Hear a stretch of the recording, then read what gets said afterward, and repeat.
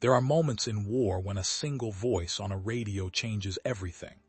On the day after Christmas, 1944, in a frozen Italian village surrounded by advancing enemy forces, an American artillery observer made a choice that defied every survival instinct.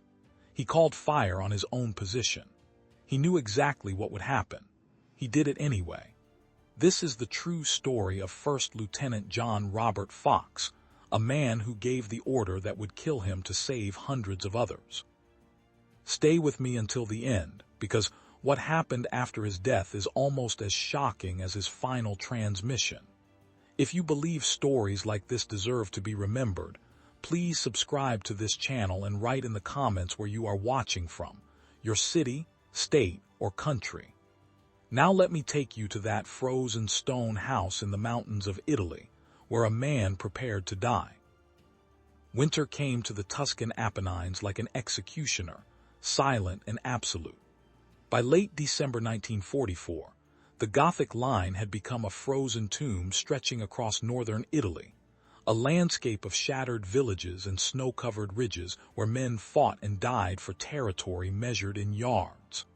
The Allied advance, which had begun with such momentum after the landings at Anzio and the liberation of Rome, had ground to a brutal halt in these mountains.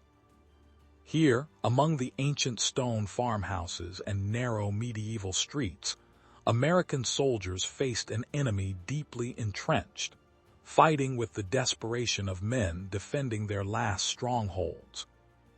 The village of Sommocolonia stood 2,500 feet above sea level, clinging to a mountainside like a fortress from another age.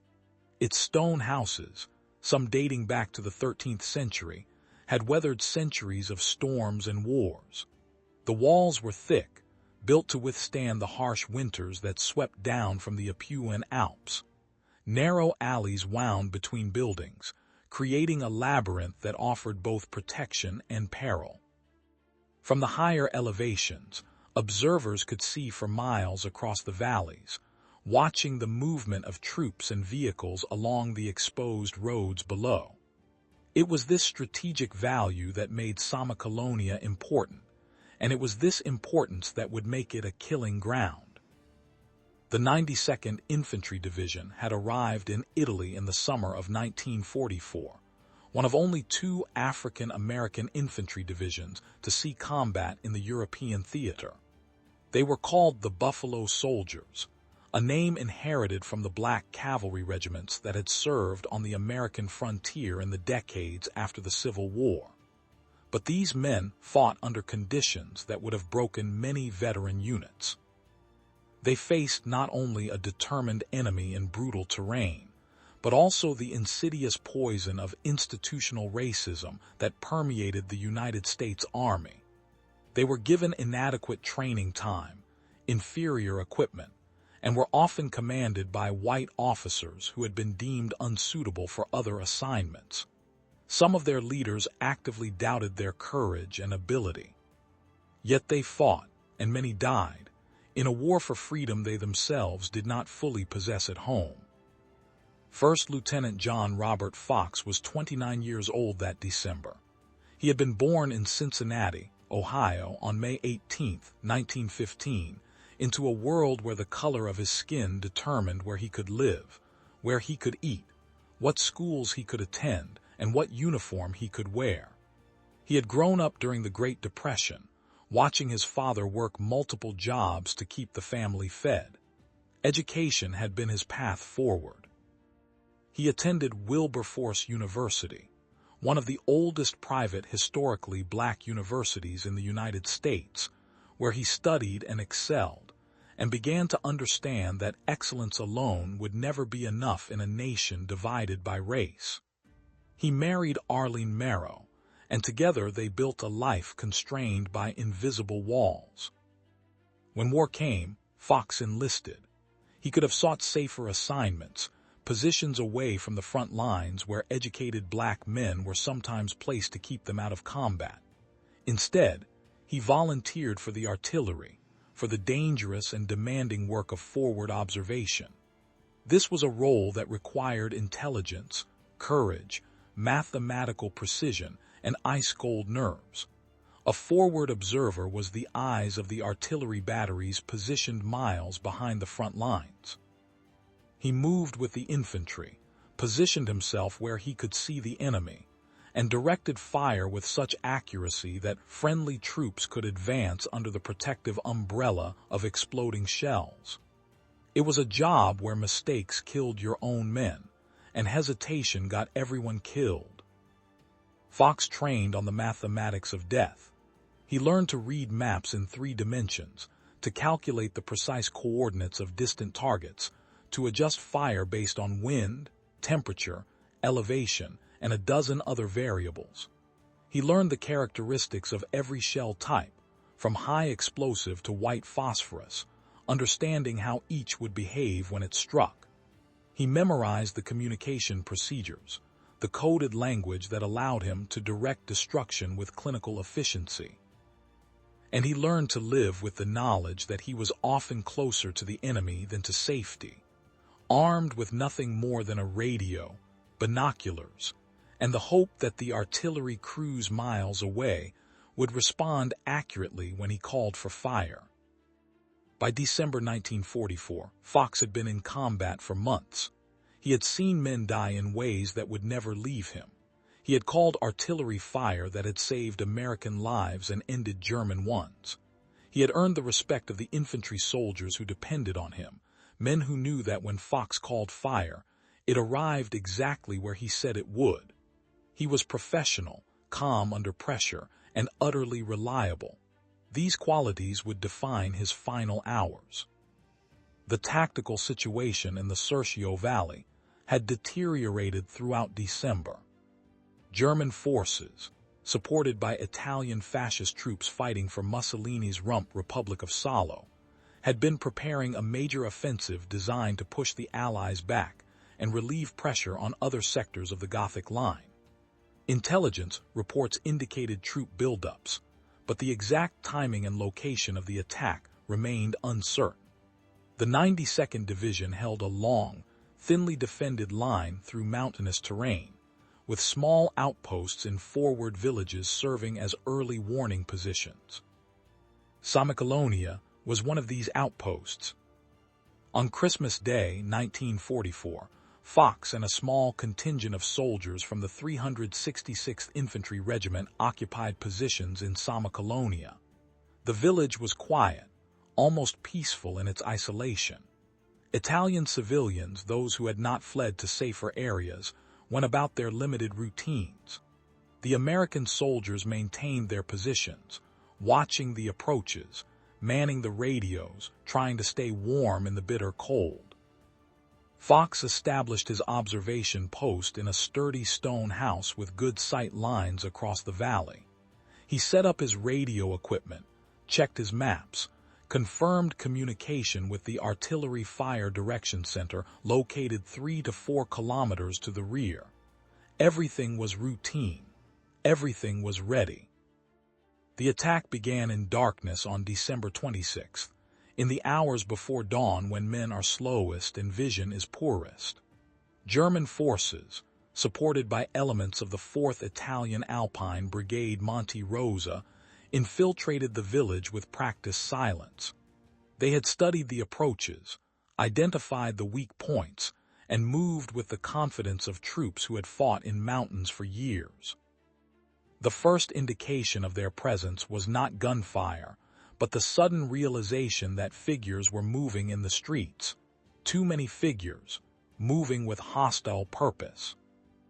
Fox was awake in his observation post when the infiltration became apparent. He could hear the sounds, the muted voices in German and Italian, the careful footsteps on stone, the metallic click of weapons being readied. He attempted to contact the infantry units nearby to warn them to coordinate a defense. But the communication network had failed, whether through enemy action, equipment malfunction, or the simple chaos of a night attack. He could not determine.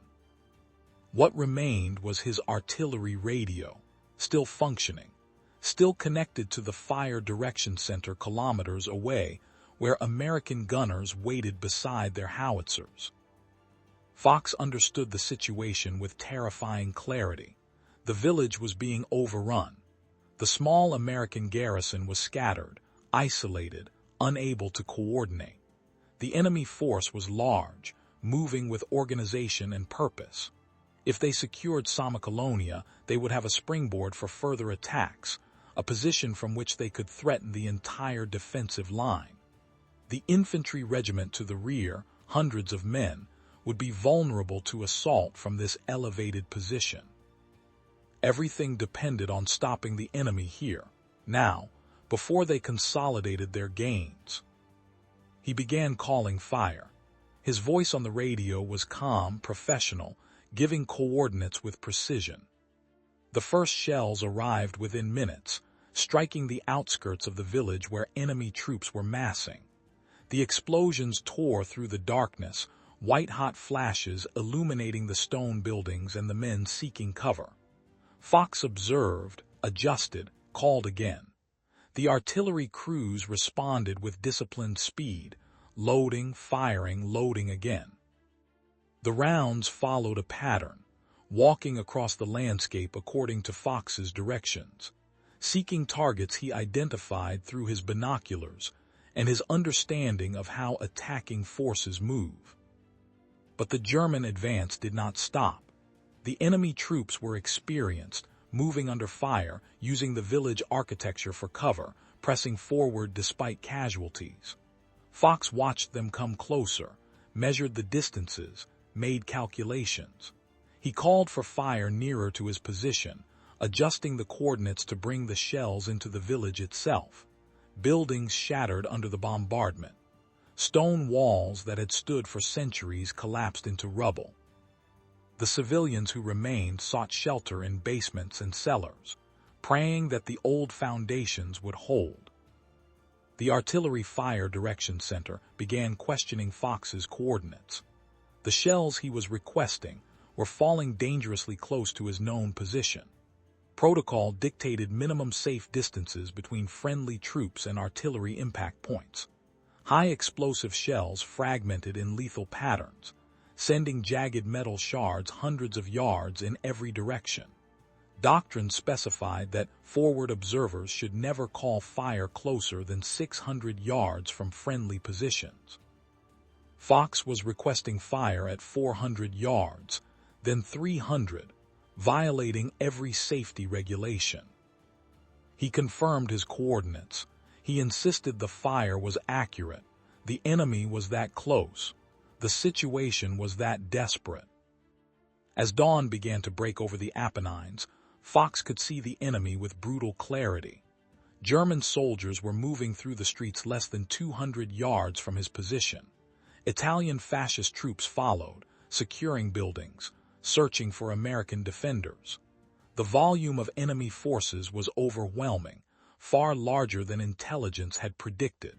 This was not a raid or a probing attack. This was a major offensive element, and Sommocolonia was their first objective. Fox made a decision. It was not made in panic or confusion. He was a trained artillery officer who understood exactly what he was doing. He called for fire at progressively closer coordinates, bringing the killing zone nearer with each transmission. The artillery crews hesitated, requested confirmation, questioned whether he understood the danger. Fox confirmed everything. He adjusted fire to 180 yards from his position, then 120 yards. The shells were falling so close that the concussions shook his observation post.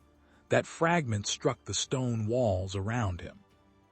The enemy pressed forward. They had identified his position by now, recognizing that this solitary radio operator was directing the devastating fire that was tearing their attack apart. They moved to assault the house, to silence him, to eliminate the threat. Fox could see them coming, could count them, approximately 100 troops converging on his location and the surrounding area. He made his final calculation. To stop them, to break this attack, to protect the regiment behind him, he would need to call artillery fire directly onto his own position. The shells would kill him. There was no uncertainty in this outcome. The blast radius, the fragmentation pattern, the destructive force of high explosive artillery rounds at zero distance meant certain death. But it would also kill the enemy soldiers closing on his position. It would shatter their attack formation. It would create such devastation that the offensive would collapse. Fox transmitted his final fire mission. He gave the coordinates of his own position. The Fire Direction Center understood immediately what he was requesting. They asked for confirmation. Fox's response was clear, measured, and final. Fire it. There is more of them than there are of us. Give them hell. The artillery crews fired. Multiple batteries unleashed a concentrated barrage on the coordinates Fox had provided. The shells arced through the cold morning air, following trajectories calculated with mathematical precision, descending toward the stone house in Sommocolonia, where a lieutenant waited with his radio. The first shells struck with apocalyptic force. The building shattered. The surrounding area erupted in overlapping explosions that created a zone where nothing could survive. Stone became shrapnel. The earth heaved. The concentrated firepower of American artillery, designed to destroy fortified positions and massed troops, fell on friend and enemy alike. When the barrage lifted, Sommocolonia was a ruin. The German and Italian attack had been shattered. Approximately 100 enemy soldiers lay dead in the rubble, their bodies torn apart by the same shells that had killed the man who called them. The offensive momentum was broken. The surviving enemy forces withdrew, unable to continue their assault without the troops lost in the village. The 366th Infantry Regiment, alerted now and moving to defensive positions, was spared the attack that would have come if Sommocolonia had fallen. American troops entered the village later that morning. They found Fox's body in the ruins of his observation post, still at his position, the radio nearby. They found the German dead scattered through the streets, testimony to the accuracy and violence of the artillery fire. They understood what had happened, what choice Fox had made, what price he had paid. The soldiers who recovered his body treated it with reverence, knowing they were handling a man who had chosen death to save them. But recognition did not come. In the immediate aftermath, Fox's action was noted in unit records, mentioned in after-action reports, acknowledged by those who had been there. Yet no recommendation for the Medal of Honor was submitted. In the segregated military of 1945, African-American soldiers rarely received the highest decorations, regardless of their actions. There were procedures, review boards, standards of evidence that seemed to function differently depending on the color of the soldier's skin. Fox was awarded the Distinguished Service Cross, a high honor, but not the highest. The Medal of Honor, reserved for the most extraordinary acts of valor, went to others. Decades passed. John Robert Fox was buried with military honors. His widow, Arlene, kept his memory alive, speaking of his courage to anyone who would listen. But the nation moved on, through the end of World War II, through Korea and Vietnam, through civil rights struggles and social transformations. The story of the lieutenant who called fire on his own position became a footnote, remembered by fewer and fewer people as the years accumulated. In the 1990s, the United States Army commissioned a comprehensive study to examine whether African American soldiers from World War II had been systematically denied the Medal of Honor due to racial discrimination. The study reviewed thousands of records, interviewed surviving witnesses, and applied rigorous historical analysis. The conclusion was unambiguous. Racial bias had indeed prevented deserving black soldiers from receiving proper recognition. The study identified several cases where the evidence clearly supported Medal of Honor recommendations that had never been made or had been downgraded to lesser awards. John Robert Fox was one of those cases. The evidence was overwhelming. He had deliberately sacrificed his life to save his fellow soldiers. He had made a conscious, informed decision, understanding fully what the consequences would be. He had displayed extraordinary courage under circumstances where death was certain. His action had directly resulted in the defeat of a major enemy attack and the saving of hundreds of American lives. By any objective standard, his conduct met and exceeded the criteria for the Medal of Honor. On January 13, 1997, more than 52 years after his death, First Lieutenant John Robert Fox was posthumously awarded the Medal of Honor. The ceremony took place at the White House, with President William Clinton presiding. Arlene Fox, elderly now but unbowed, accepted the medal on behalf of her husband. She had waited more than 5 decades for this recognition, had lived through years of knowing that her husband's sacrifice had been diminished by the color of his skin. Now, finally, the nation acknowledged what she had always known, that John Robert Fox was a hero of the highest order. The citation read in part, "First Lieutenant Fox's gallant and courageous actions contributed to the overwhelming defeat of the enemy and to the liberation of Sommocolonia. His extraordinary valorous actions were in keeping with the highest traditions of military service and reflect great credit upon himself and the United States Army." But words on a citation, a medal awarded decades late, could never fully restore what had been denied. Recognition delayed is a form of injustice that cannot be completely remedied. The men Fox saved went on to live their lives, many of them never knowing the full story of why they survived. The nation he died defending continued to practice segregation for years after his death, relegating black veterans to second-class citizenship even as it honored their white comrades. The delay in recognizing Fox's sacrifice was not bureaucratic oversight. It was the product of a system that valued some lives more than others, that measured heroism through the lens of race. Yet his story endures. In Sommocolonia, a memorial stands to commemorate the battle and honor Fox's sacrifice. The Italian villagers who witnessed the devastation and understood what happened have never forgotten. Each year, ceremonies are held, attended by Italian citizens, American veterans, and officials from both nations. The stone house where Fox made his final transmission has been restored, marked with plaques that tell his story in Italian and English. Children in the village learn about the American lieutenant who died to save others, whose final words were a command that killed him. The story of John Robert Fox asks questions that have no comfortable answers. What calculus allows a man to choose certain death? What training? What character? What sense of duty enables someone to give coordinates that will end his own life? How do we measure the value of one life against hundreds? And most troublingly, what does it say about a nation that would deny recognition to such sacrifice because of the hero's race? Fox understood something that transcends military doctrine and tactical necessity. He understood that some moments require absolute commitment, that leadership sometimes means being the first to pay the ultimate price, that protecting others can demand the surrender of self.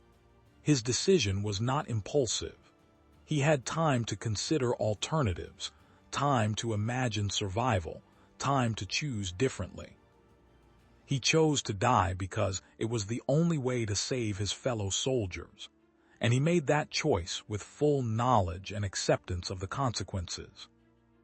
The artillery shells that killed John Robert Fox also killed the enemy soldiers closing on his position.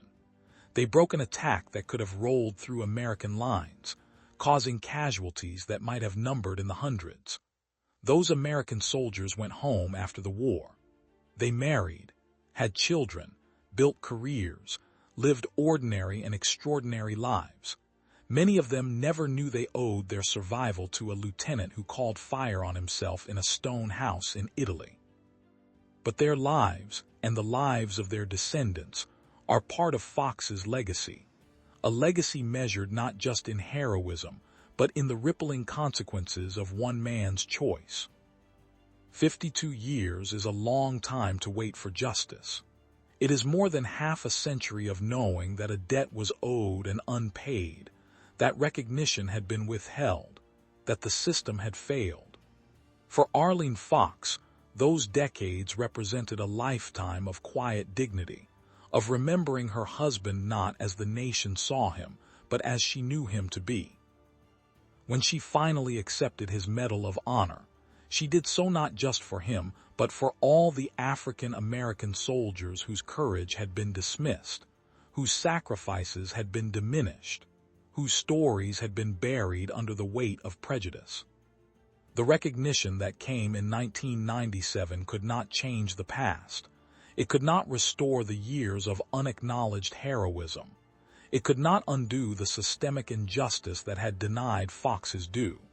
But it could, finally, set the record straight. It could ensure that future generations would know the truth. It could honor not just a man, but a principle, that courage and sacrifice transcend race, that heroism deserves recognition regardless of the color of the uniform beneath which the hero's heart beats. First Lieutenant John Robert Fox died on December 26, 1944, in a village in the mountains of Italy. He was 29 years old.